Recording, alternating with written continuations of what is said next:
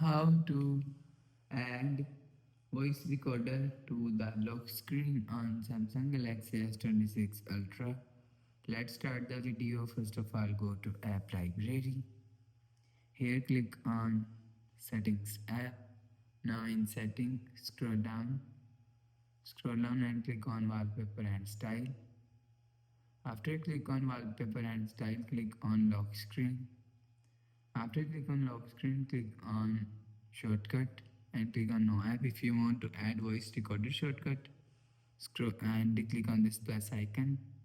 Scroll down and you will see voice recorder is here. Click on voice recorder and click on done. You will see voice recorder shortcut is add on lock screen.